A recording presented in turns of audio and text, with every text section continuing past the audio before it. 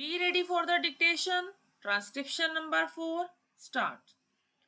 Sir, the Essential Commodities Act was passed 5 years ago, and when the minister yesterday came with an amending bill, we expected that he would give us a brief report on the working of this measure for the last few years, but unfortunately, we are kept in the dark in regard to the exact working of the act and the nature of the difficulties the minister is facing.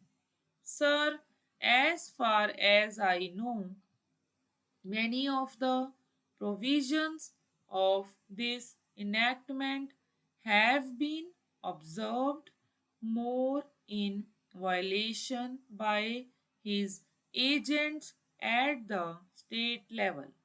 The food minister may be very earnest, may be very able, and may be very anxious to see that the various provisions of the Act are implemented in the most effective manner at the state level, but unfortunately, his agents at the state level are not equally enthusiastic or equally anxious to observe the provisions of this enactment. The most important objectives of this enactment are to control the supply and distribution of commodities and to maintain a stable price level. In regard to both these aspects, I am afraid that the government has failed to realize the objectives in view. Some time passed when there was scarcity of food grains. Attempts were made to make procurement from certain wholesale merchants and from rice mills. In my own state, I know of many instances of such procurement where, after making known that certain things had to be done and certain steps had to be taken by the merchant community, nothing was done later on by the government when they found that these very orders of the government were violated.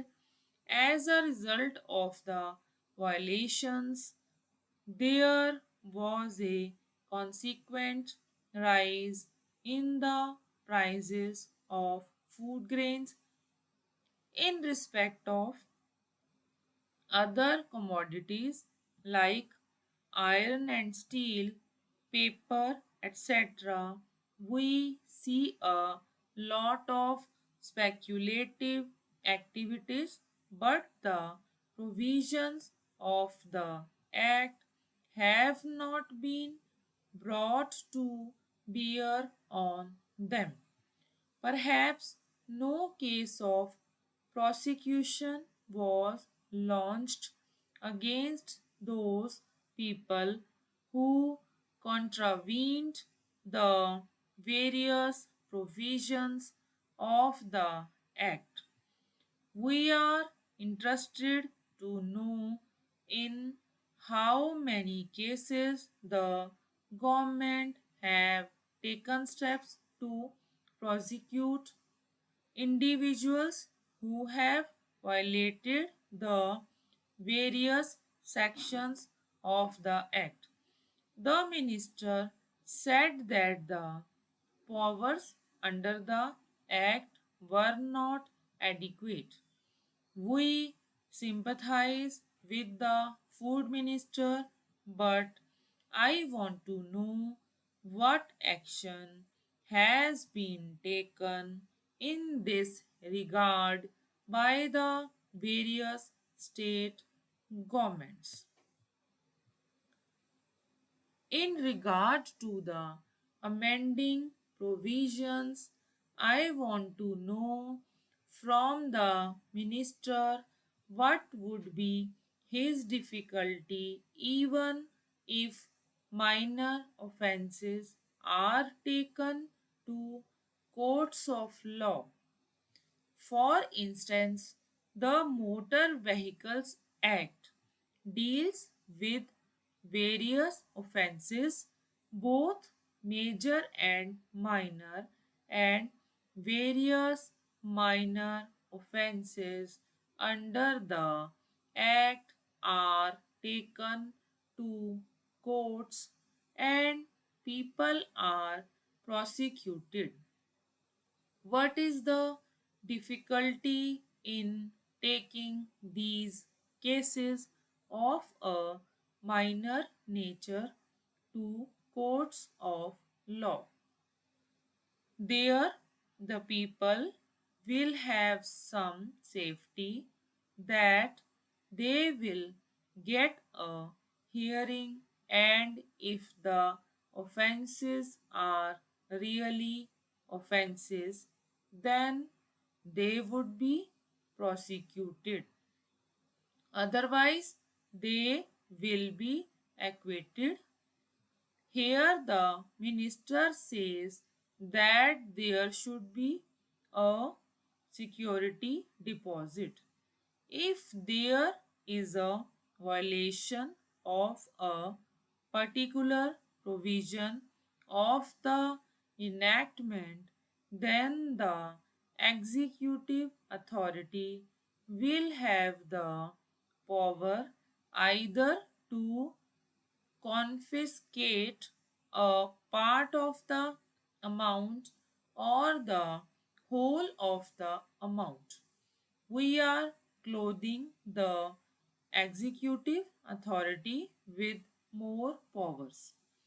I do not grudge giving powers to the executive authority provided they are used properly and effectively and in a most fair manner.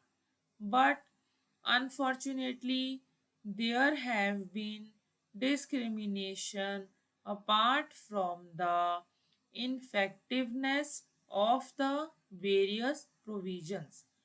Wherever these provisions were used, there had been discriminatory use of these provisions against a few or in favor of a few.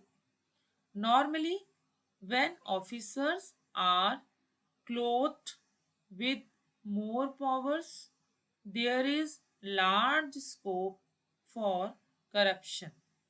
I feel that it would be desirable to avoid such malpractices, and it would be desirable, I think, that even for minor offenses, the parties should have a chance to defend their actions. I do not think that this problem of dealing with minor offenses will become complex or complicated in any way if we take them to courts of law. I want a reply from the minister in what way he is suffering from a handicap in dealing with minor offenses or offenses of a technical nature.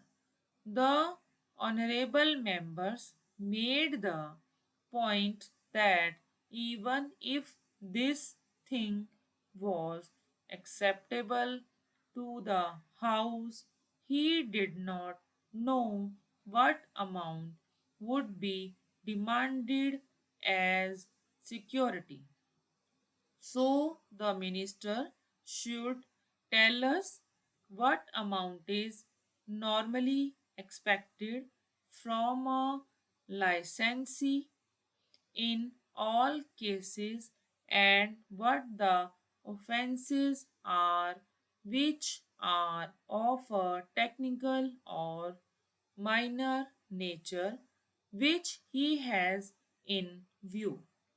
We are not told which are major offenses and which are minor offenses. Clarifications on these points are necessary. I wish that the Act, which came into effect long ago, was implemented properly. I know that the minister here is very earnest in implementing it, but his colleagues at the state level and at the central level are disappointing him. Stop.